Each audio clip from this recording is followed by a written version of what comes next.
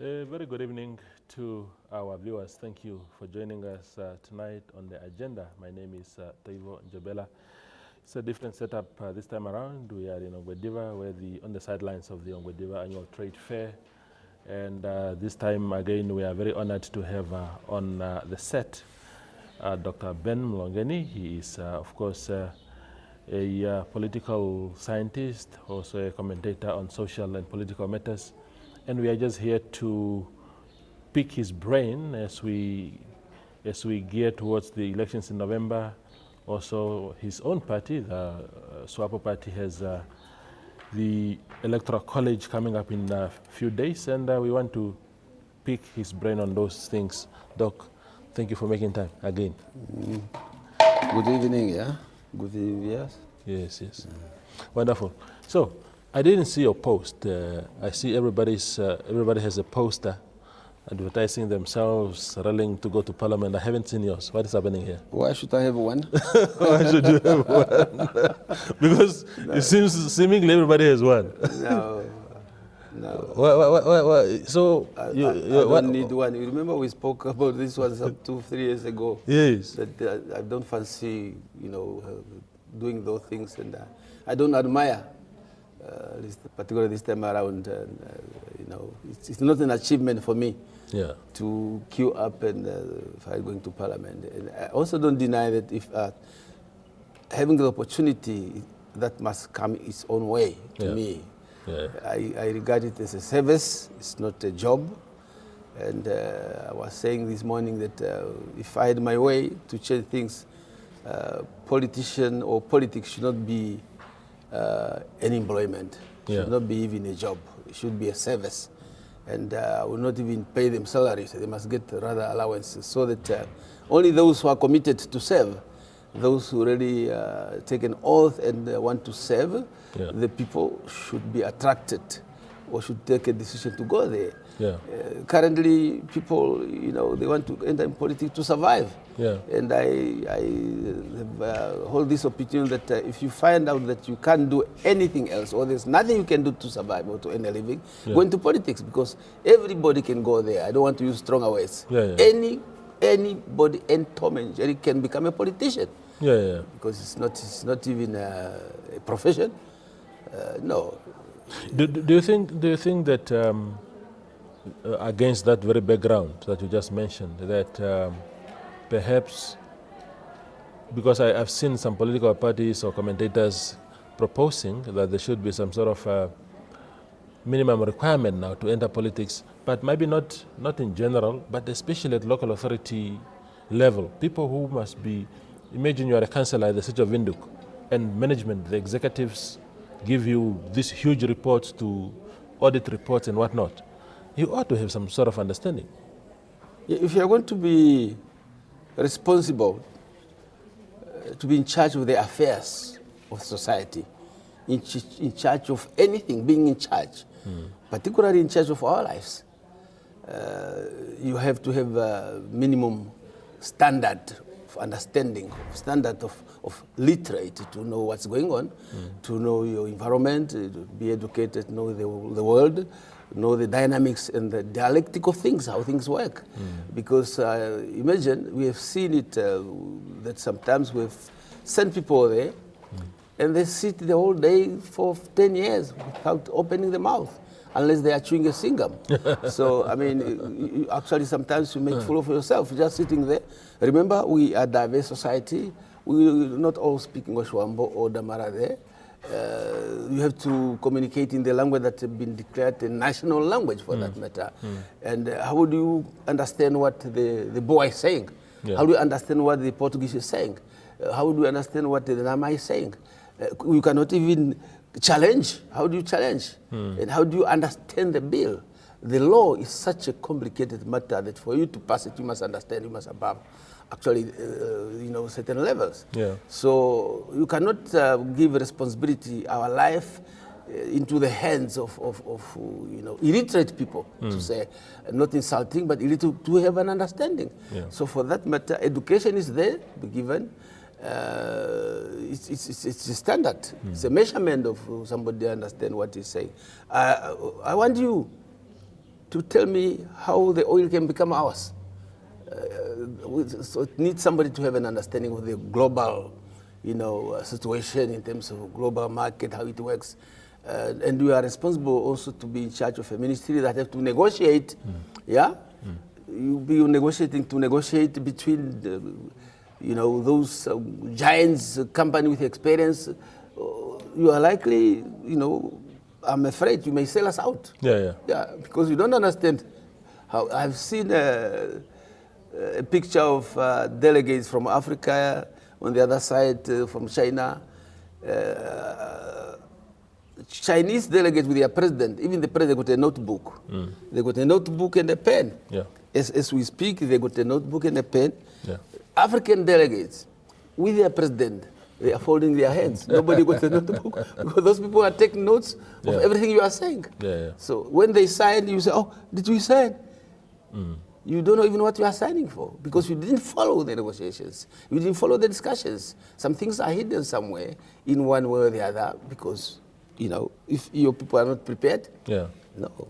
Absolutely. Definitely, I agree we need a certain standard. Threshold, Yeah, I hear you.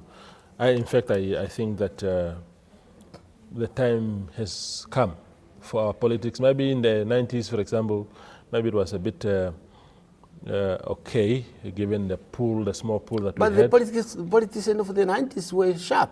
That's what I'm saying. No, but I'm saying now, they were very sharp. Actually, we had very, very good politicians in the 90s. That granted, but I'm just saying that at local authority level, if Okalongo, where I come from, becomes a town council, and we want some people there to become councillors, maybe those that have skills, our local teachers, are not interested, and then you are left with the guys like myself who do not have any qualification, and maybe we are ready to do that. But local authority, to support you there, local authority are not just politicians. They are more managers than politicians because they are managing a town. Yeah. Yes, and they are managing the construction, they are managing the development of town. Yeah. So they are more managers actually. So it's so it's even more compelling. Absolutely. Yeah. Yes. I hear you. So the how are you reading politics in the build-up to November? How are things looking like to you? Well, it's quite interesting. It's quite tense. It started off very tense, although it's too early. Parties are now, oiling their machineries and the gears. I think they are already in the fourth gear. There's only one gear left. It's interesting, and I think that's good for democracy. The difference I noticed is that young people are more interested. Young people are more vocal. Young people are debating. If you look at, social media, they are actually leading, and they are giving us tough time. Young people are giving run for our money. Why do you think that is the case? Is it just people suddenly being awake, or is it they are pushing for? But there's something that they are looking to do in this election. Well, I think it's also education matter, because one can say, well, because we are going through a tough time economically, unemployment is higher. And you hear hospitals got no medicine, children, mothers are sleeping on the floor. I read that 800 people died in Omaheke during the past 2 years, and children are dying. But that's not the only factor. The factor that people are educated to interrogate, understand why. Why is this happening and why it's not? And they understand whom they demand that from. They are accountable also. People themselves. I'm not talking about leadership accountability, but the masses accountability. That you know what you deserve. You know what is due to you. You know that you are owned. You not only own, but you are owned, and you know who to take to task, and they know that politicians, they can also identify the signs of corruption, signs of mismanagement. Earlier on, people did not know even that they got right to say a thing. They did not understand the constitutionalism of our democracy. So again, it's always, the vibe is also caused by if there is a new entrance into the political space.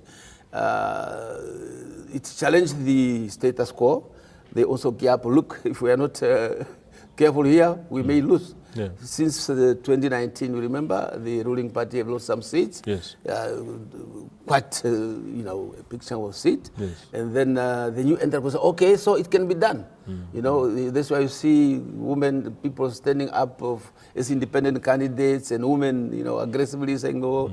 Everyone think he can stand up and challenge. It's quite interesting. But the most importantly, I don't see any clear ideological, positions or pronouncement. It's simply because I can do it better. What can you do better? I mean, what is that? So that it does not come out. Coupled with the lack of manifestos and program of project, the concept. So I don't see any conceptualization of ideas and ideology. That's Namibia lack that clear ideology. I heard yesterday Heng Maj saying that he would nationalize the mines. It's very interesting coming from a guy with a party that came from a capitalist setup. But of course, nationalization is not only under socialism. Yes. No, anybody can do it. I've seen it. It's a question of mostly nationalistic party can also nationalize because they believe the wealth belongs to the people. So, but it's interesting to say, okay, are you now a communist or are you a socialist now that you are calling for nationalization? When we were fighting for this country, we were branded as communist terrorists who want to nationalize the wealth. And again, the reason why everybody is crying is because of Chapter 3, in which there are rights to property that cannot be changed. So I don't know how he's going to make it, or he's just saying it. So it's good that he provoked that discussion. For us in the media, it's good food for thought. How are you going to nationalize the property? In South Africa, the DA leader, he was responding to Malema's call for nationalization or expropriation of land without compensation. And he said, if you do that, you are calling for civil war. What a paradox. The same guy from the same ideology, from the same party, they are all from Nationalist Party. The other ones say if you nationalize, there will be civil war from the white, monopoly capitalists. Now here we have ours saying he will nationalize. So is she now with Malema can work together? We also have some Malemas here. Some Malemas here. In terms of the presidential race itself, you spoke about new entrants.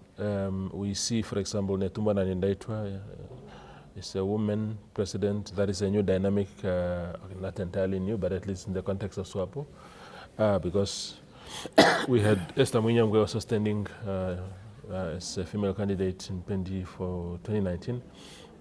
But I'm just wondering, and then you have younger people like Job Mpanda, we do not know, they've thrown their names in the hat.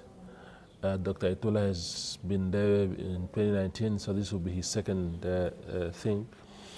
Do you think those three in particular there will be a close contest? Or? Three who? Netumbo, Itula, and who? And Job.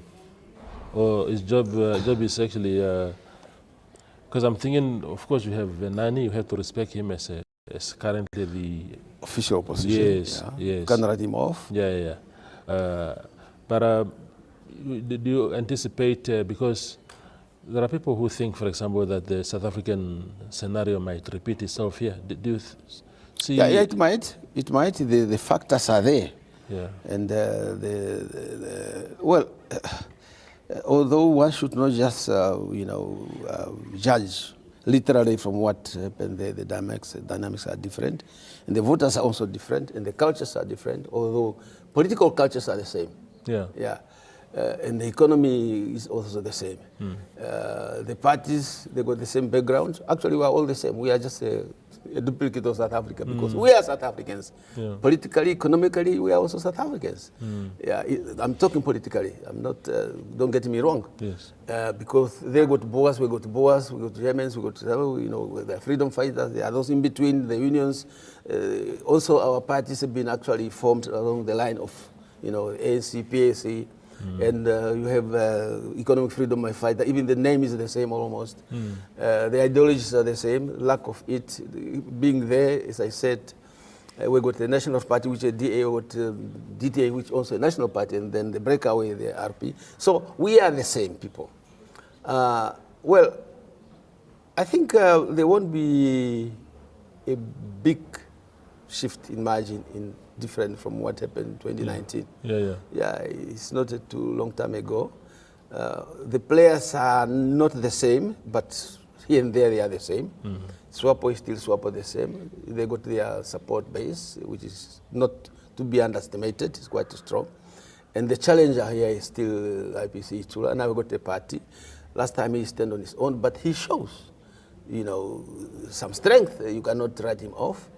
I think the fight here is between the two. Yeah, no, the IPC and SWAPO. That's where. Well, that's why I think the way they, you know, the two parties have to battle it out. Who's gonna become, you know, number one?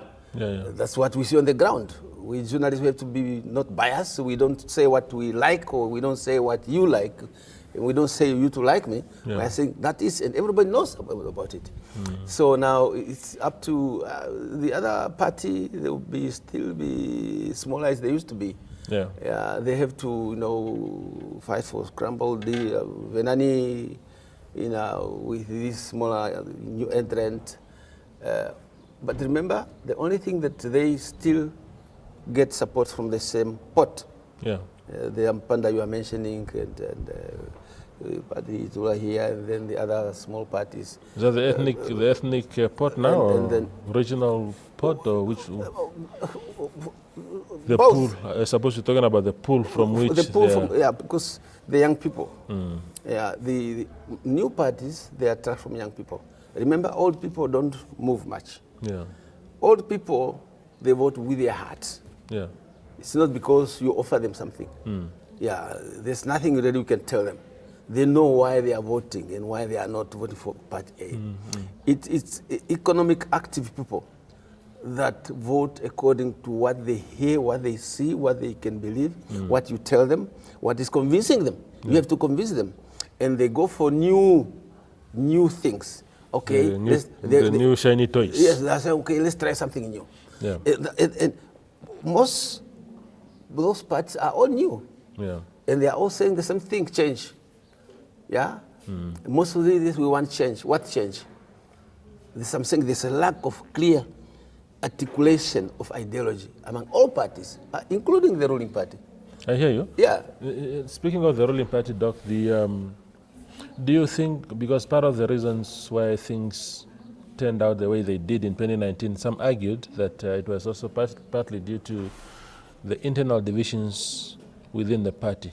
Do you see SWAPO as united now than it was in 2019? It's more divided. It never changed, no change. There's a court case looming,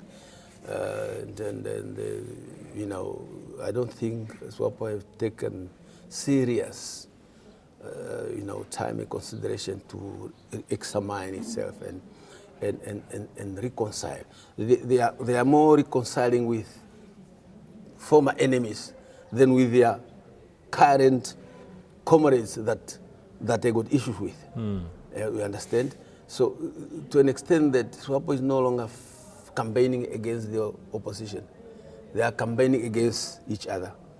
Even when they are going to the pot, the struggle is within. They are faction in every faction. You see, that's the biggest problem SWAPO is facing.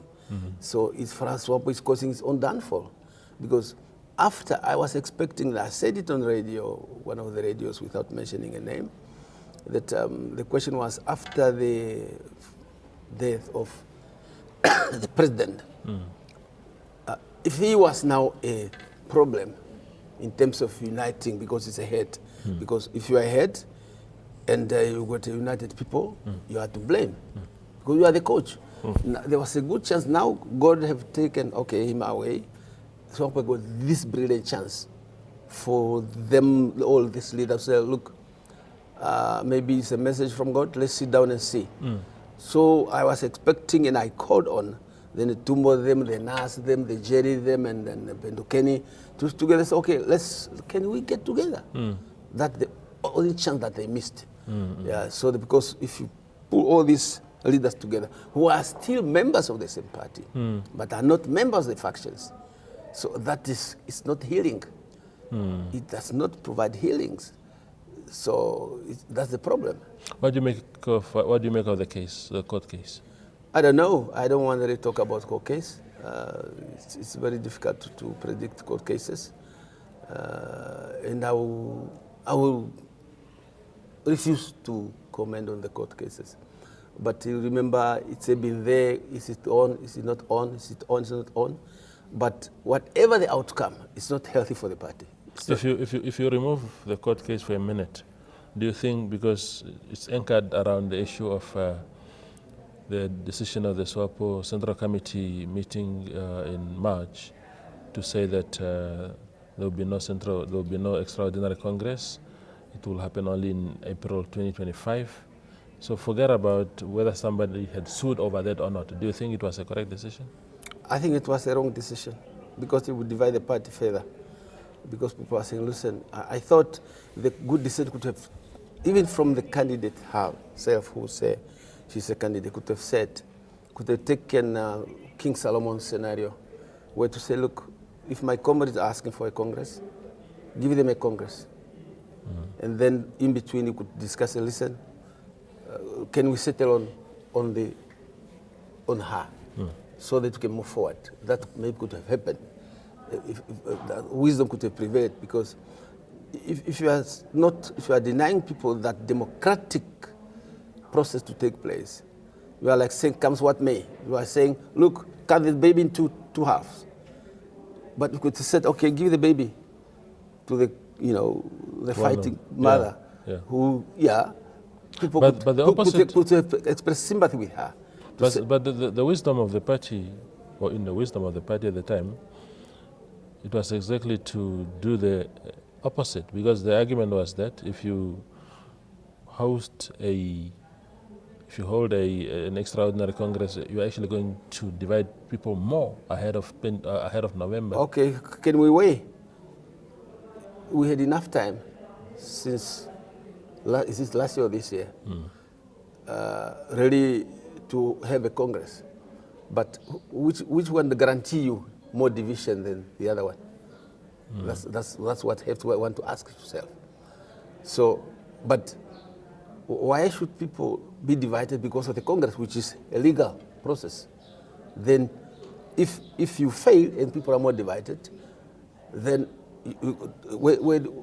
how do you back yourself up with to say, look, we did the wrong thing, and we did the wrong thing unconstitutionally. That's why we are breaking down. But if you go against the Constitution and the worst happen, then you take the blame, isn't it? It's better to wash your hands and say, look, people wanted the Congress, it's out of my hand, let's see what happened. I hear you. Yes. We go for a short break and then return with Dr. Ben Mulongeni. Welcome to Namibia, where adventure meets tranquility. With Enjoy, you have access to a wide range of accommodations to suit every traveler's taste and budget. Experience the finest dining and hospitality Namibia has to offer. Booking your dream accommodation is just a few clicks away with Enjoy. Join thousands of happy travelers who have trusted Enjoy for their Namibian getaway. Your gateway to unforgettable Namibian adventures.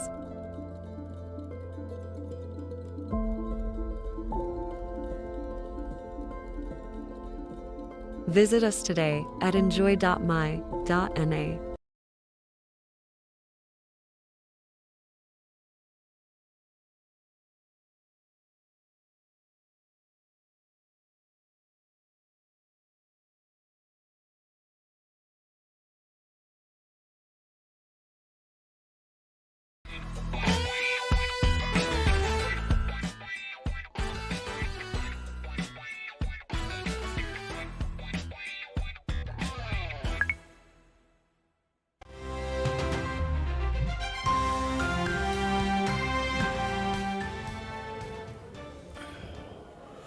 The show continues from Ongwediva on the sidelines of the Ongwediva annual trade fair with Dr. Ben Mulongeni. So just on that last issue that we spoke about before the break, which is about the Extraordinary Congress, again, whether the party held the Congress or not, do you agree with the interpretation of the Constitution? Because people are saying that the Constitution literally says that Congress must be held within 90 3 days. months. Yeah, 3 months. Yeah, 90 days. In the event Yeah, of what happened, yes. exactly.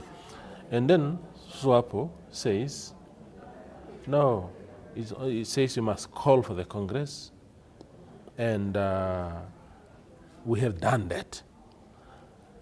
But my interpretation was that if somebody says, Dr. Mulongeni, we are calling for, if your child's school says, we are calling for parents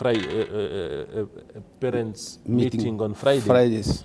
you show up August. there. Yes. You're not going to expect that on Friday they will tell you when. Yeah, you know, interpretations, that's why lawyers in a court, they do interpret things differently. Yeah. In opposing ways. So it's a deliberate interpretation. I don't know whether we need somebody who was born crying in English to really tell us what does it, which is which. But again, you give a good example. Your background is in November. If we say the king's kettle must be called end of May for kettle show, you know, because normally we keep the kettle at the post. The end of May, the kettle must be called for the feast. Yeah. Are you going to tell that we simply say they must be called to play wine? We know already that the whole event is end of May. Yeah, yeah. So interpretation is one thing, but the truth is another. Yeah. Yeah, and everybody can actually go in your own favor to interpret things the way you want. And I want to say something I wanted to say earlier. If there's a problem, and everybody seems to say there is a problem, and you are saying there is no problem, then you are that problem. Because you don't see it. You can't see yourself. Yeah. Yeah, so there's a problem there with the party. Some have said, Doc, that the danger of setting precedents also. Somebody says, for example, that there are those who are in the Netumbo camp who say, look, this is not the first time this is happening in the party. 2015, Pohamba had to quit the party position in order to access his Mo Ibrahim millions, because that was one of the conditions, and he quit. Didn't put a road map. The presidency was handed, of course, Age Geingob was vice president, and the man just took over. Oh, then you are saying, you must just add to say, this is not the first time we did a wrong thing. Yeah. And two wrongs do not make a right. Because my fear is 5 years from now or 10 years from now, somebody again will say, but... So I'm saying two wrongs do not make a right. Yeah. And it's not also for the first time that the party is divided. Yes. That's exactly where it gets divided more. I'm not saying there was no division before, because in politics always, that is exactly where it started with the Pohamba and Hage. Yeah. So now you are just dividing further. So which means there's a culture of division, repeating the wrong that was done wrong. Because if this team came to power through, dubious manipulations, so they can do things differently. It's a culture. They think we can do it also because that's how we were taught. Yeah, see? So the new coach behaved like old coach. Yeah. That's cool. And then the team will start losing games if the coach is not changing or changing old method. You are not changing the game plan. So we adopt the culture of losing. Yeah. We lose seat. The president lost for the first time. He lost even more than the party, which means it was a problem. But you don't see that there is a problem because you are the problem. So the problem is leadership here. And you don't realize it. The more you don't realize it, the worse. Yeah. The pot, it's quite a brutal process, that one. You spoke about the scramble that is already going on. What kind of, does it, in your experience and for so many years as an observer of politics, do you think that the outcomes of that process, the SWAPO Electoral College, has been a meritocratic process, or is it about who you know? It's about who you support. If it's the same thing, so be it. Yeah. I don't think, as I said, people look at what the person can offer in terms of service, in terms of quality.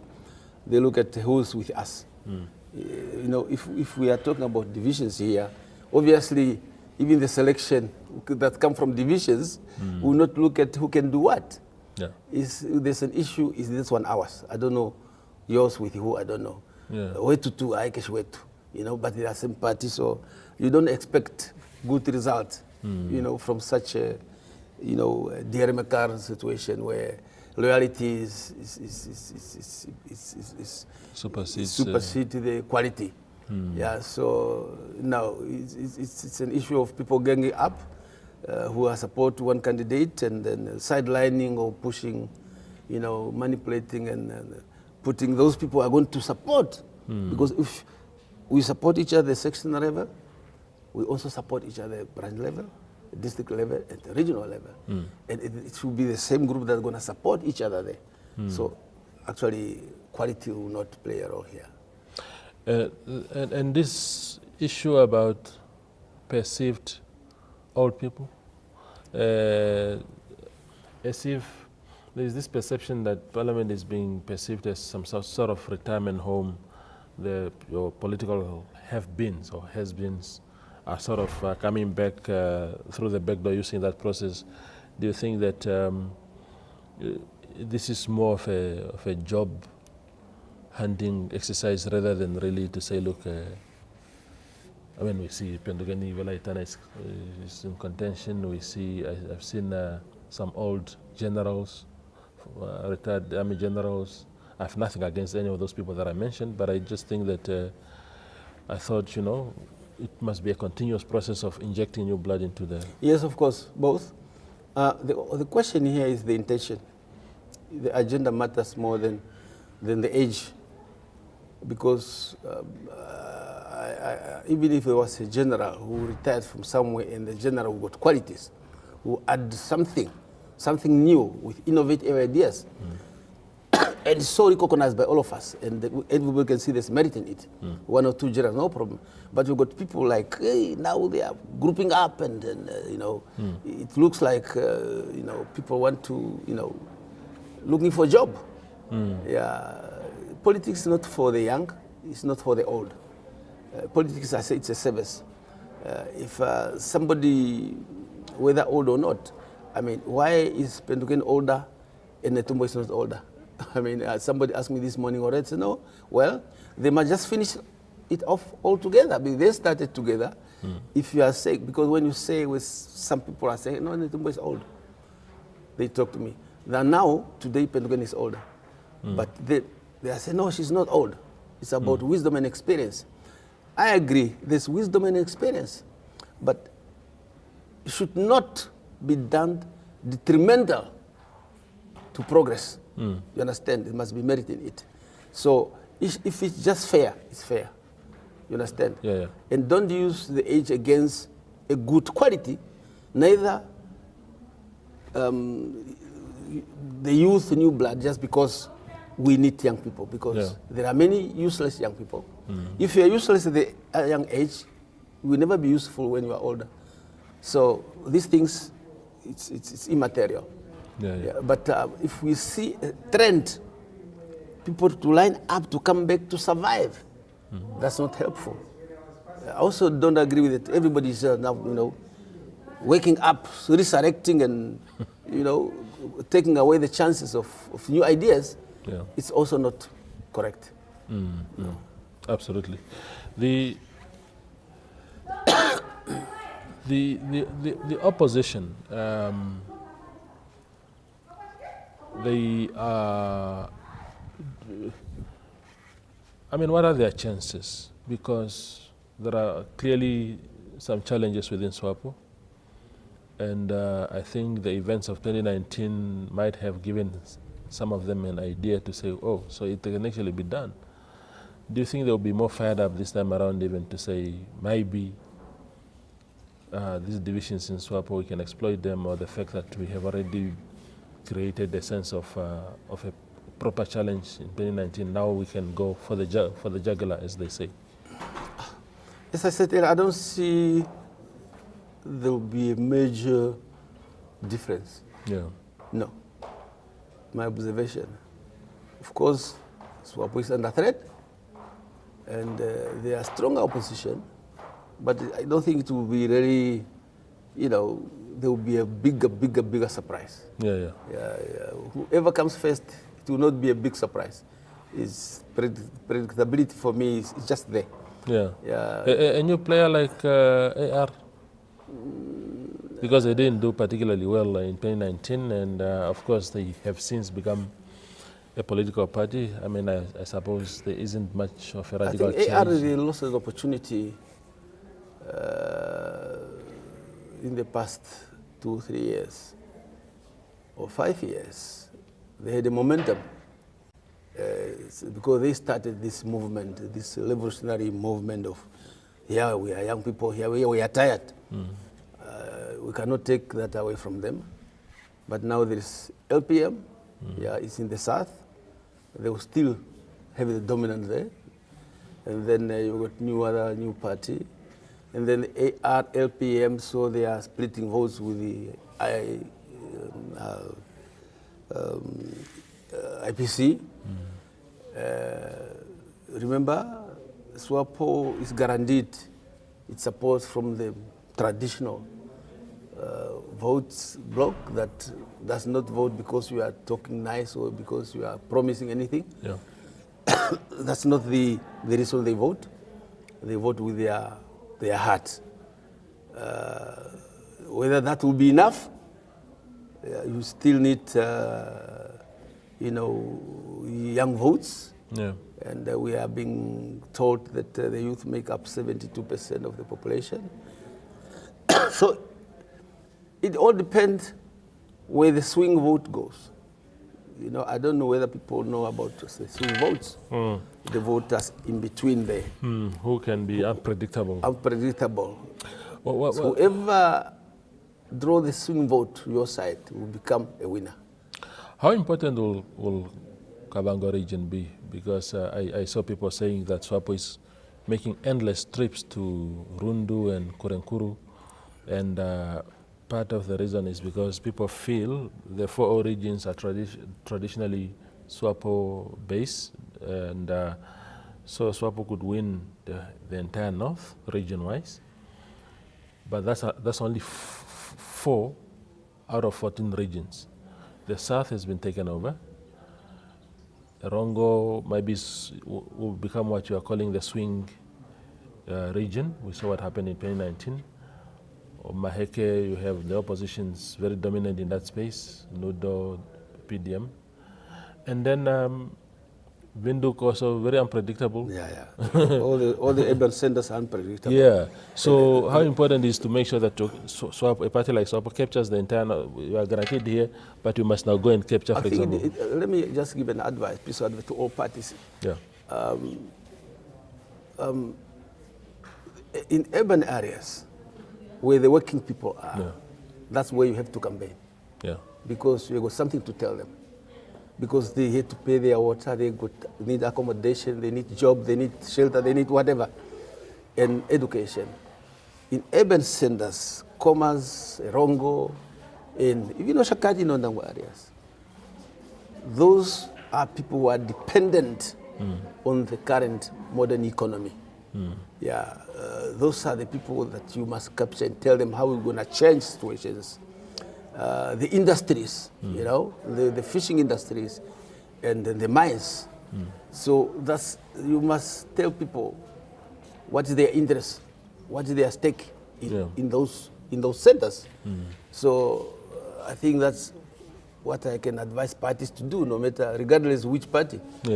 So that's now where the swing vote comes. The swing vote comes from people who listen to you, or what is saying. Does it make sense? No, I can't believe it. You see, but you must talk sense. It must be scientific that you're explaining. Unlike rural people, who, if they got their food and they got their pension, the older people, it's fine. They got no other ambitions. They are sorted. If they got their pension, they can buy their sugar and salt. So they go for the least evil, or the evil they know. It's better than the angel you are preaching to bring. Absolutely. So I think we know Kavango. I don't know whether but there's new dynamic in Kavango. That's why everybody is running to Kavango because to be known to be traditionally a kingmaker. Because if you win the north, or if you do well in the north, the former Ovambaland, then you only need Kavango to add, and then it's done deal. But of course, take care of Commerce, Irongo, and Oranyemon used to be, I don't know now. Those are the centers. Even in America, if you don't win California or Pennsylvania or other, they are state that they tell you if you capture this state, you are done. It's the same everywhere. Beyond November, Doc, what must happen? Whoever emerges as president, the country has a lot of challenges. The country is yearning for really a radical shift from the status quo in many ways. It doesn't matter whether it's SWAPO now that wins, because I suppose people would say, look, it's a new president. But what must happen? What should we do beyond this? Because there'll be a lot of talking, silly season, fake news, propaganda. But after that, we must now unite as one country and do what? We have to unite as one country, and then we need visionary leadership and African leadership. We need really to move away from neoliberal capitalist mind. And it's very difficult to get away from it, because I don't see any party that is, pro-Pan-Africanist and radical economic transformation. They are all liberals. It's a concoction of different people from different school of thought. Can you imagine? 2 weeks ago, it's not for the first time, a minister from one cabinet, including the president, even the late president, who said oil is not ours. Another minister said oil is ours. The other one, oil is not ours. And then I think one newspaper picked up who was telling the truth. And you ask me after elections, as long as we have such leaders in this country, in one party, who do not have the same concept about what is ours and what is not ours. It's a constitutional question. As long as you don't have leaders who have developmental, clear economic ideology for Namibia, to transform this land, to turn our stones into bread, as I used to say, we cannot move anywhere. We can vote this and vote that, but the neoliberal doctrine is already in most of our leadership. So we have to take the route of countries in the Sahel region, I've said without fear, without shame, where they are already, doing their own, putting up their plant to, their own refineries and getting energy, putting nuclear into energy for electricity, which France have never done for decades. They are doing that. And agriculture, food production, for me, the first priority is water, because water is life. You need water, in industry we need water, in hospital we need water, in education we need water, even in mines we need water, but more so in agriculture. That's where we have to transform to feed ourselves. We are talking about diseases here, diseases there, and if the borders are closed, what are we going to do? You have to eat first before you even do anything else. So agriculture, that's I advise the leaders who may take over from next year to concentrate on. The final question, Doc. You spoke about lack of ideology, but do you think in the absence of that clear demarcation of thoughts, that certain issues that are seen to be pertinent in our country, that is it important for those vying for political office to have clear pronouncements on issues like oil, Yes. green hydrogen? Yes. We have this thing of people keep downplaying it, but it's actually upon us, this thing of homosexuality, same-sex marriages. Do you think it's important that every one of these guys tell us, my position on this is this, on this is this? Well, I don't think homosexuality will play a role here. We are talking about more production. That's emotional. It's more emotive. It's a more emotional thing, because it's an issue of human right or minority right. It's interpreted in that context as minority right by lawyers, because you cannot discriminate somebody because he's doing something that he wants to do in his minority, in their minority. And that's those rights, not only about homosexual, even prostitution will come. Even people sleeping with dogs, it will come. As long as we got that chapter 3 that guarantees, like, I'm telling you, I'm very serious about it. It's already happening somewhere else. Yeah, it's true, because it's my right. I don't bother you, why do you bother me? No, those rights, yes, it's the same. There has to be some boundaries. No, not with this chapter 3. The neoliberal constitution we have. It's already happening in some countries in Europe. You ever heard about it? So those are not important to us. Why do we even bother yourself with those things? You cannot win on that one as long as you are part of this neoliberal, democratic world. But you see, Doc, especially on that thing of homosexuality, because that's what a lot of people are saying is a non-issue, but it keeps haunting us. It keeps on haunting us because we are... People are called Swapo. Yes. I mean, the president is sitting on this base of Jerry Kanjo. Yes. Because he knows that either action, whether you sign or you decline, there will be an element of consequences there. Do you know why I'm saying it's a non-issue? It all depends, as long as we are tight, it's even economically wise. And all these proposals I'm making in terms of project, whether the minor resources are ours, it's the same with these rights. Yeah. So if we move away from the Western neoliberalist policy, we can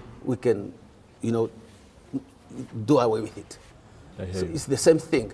So, but we can do more on economic front. Because it says all minerals belong to Namibian people, except those that are owned already. But us now, what are we doing with the new discovery?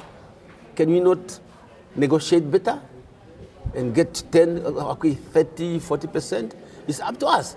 And it's up to those leaders that are queuing up for parliament. Yeah. That when they're going to negotiate, if you are minister of mines, negotiate better.